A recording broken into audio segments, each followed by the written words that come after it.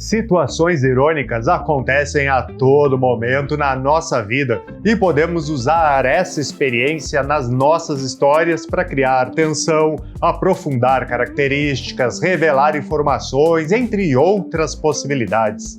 Shakespeare usava bastante esse recurso e com certeza você lembra de uma cena clássica dele. Fica aqui no vídeo e eu te mostro qual é essa cena, além dos tipos de ironia e como usá-las na sua história. Vamos lá!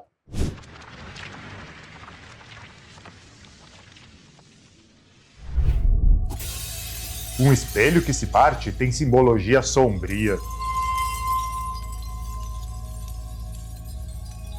Mas um espelho quebrado é mais do que pedaços de vidro espalhados.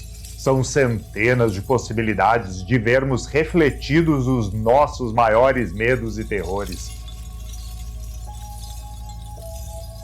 Nós somos fragmentos de uma imagem que nos compõe e cada peça esconde um segredo.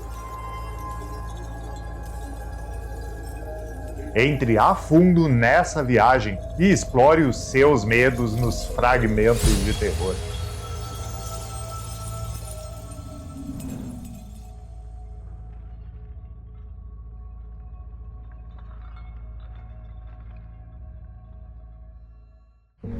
E aí, Teller, Mauro Plachino aqui, tudo bem? Todos sabemos o que é ironia e o que significa ser irônico. Mas e na literatura? É a mesma coisa? Bom, a ironia ocorre quando um momento de diálogo ou enredo contradiz o que o público espera de uma história ou um personagem. Em outras palavras, a ironia na literatura acontece quando o oposto do que você esperaria realmente acontece. Por exemplo, imagine a situação que o seu personagem esteja tendo um dia horrível. Ele ficou preso no trânsito, sua cabeça doeu, choveu a tarde toda, o restaurante errou seu pedido e a escola do seu filho ligou para dizer que ele brigou. Finalmente, ele chega em casa no final do dia, verifica o seu e-mail e vê uma mensagem do emprego dos sonhos para o qual acabou de fazer uma entrevista. Depois de tudo que ele está esperando o pior, porque foi um dia horrível. E então ele conseguiu o emprego. Esse é um exemplo básico de ironia. Como técnica literária, a ironia cumpre dois objetivos. O primeiro é permitir que o escritor justaponha ideias contraditórias na sua escrita. Ao divergir do que o leitor ou personagem espera, a ironia permite que ideias opostas fiquem lado a lado, criando um espaço fértil para interpretação e investigação criativa. Já o segundo objetivo é emular a vida real. Todos nós já tivemos dias como o do personagem que falamos, em que tudo parece horrível e de repente as coisas começam a melhorar e notícias boas chegam, ou até o contrário, né?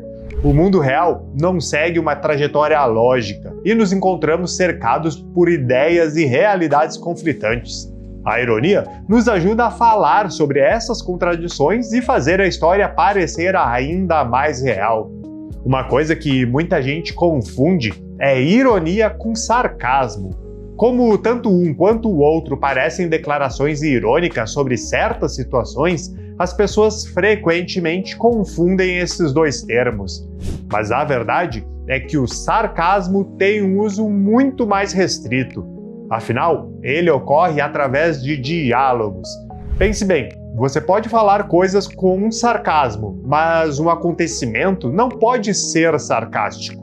Além disso, o sarcasmo geralmente tem a intenção de ser maldoso ou apontar falhas de uma determinada pessoa. Ao falar ironicamente ou ironizar sobre as falhas de outra pessoa, o uso do sarcasmo por um indivíduo frequentemente será insultoso ou depreciativo, mesmo que ambas as partes entendam que esse sarcasmo é, na verdade, uma brincadeira. Por exemplo, se alguém que você conhece chega a uma conclusão muito óbvia ou atrasada, você pode dizer a eles algo como "boa ideia, Einstein", implicando que a inteligência deles não é a das melhores, né? Então, a diferença entre a ironia e o sarcasmo é que o sarcasmo é um insulto verbal que aponta as falhas de alguém ironicamente, enquanto a ironia abrange ideias, declarações e eventos contraditórios no geral. Além do sarcasmo, a ironia também pode ser confundido com o outro termo, a sátira. E assim como o sarcasmo, ela também é uma forma de expressão, mas também é um gênero literário conhecido como a arte de zombar das loucuras humanas. Frequentemente, a sátira tem o objetivo de criticar ou corrigir essas loucuras. Uma boa peça de sátira vai segurar um espelho contra o leitor, contra os políticos ou contra a sociedade em geral.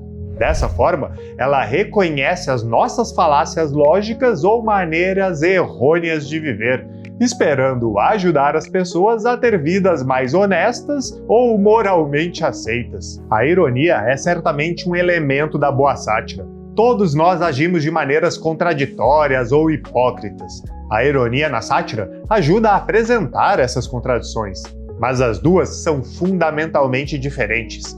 A ironia percebe as contradições, enquanto a sátira usa esse e outros dispositivos para zombar das loucuras humanas. E uma das loucuras que tu não pode cometer é sair desse vídeo sem deixar a tua curtida e se inscrever no canal, caso ainda não seja inscrito. Aqui na Tellers, você recebe conteúdo sobre escrita e carreira toda semana para melhorar cada vez mais a sua produção rumo à publicação da sua história. Muito obrigado pelo teu apoio aqui no YouTube durante todos esses anos.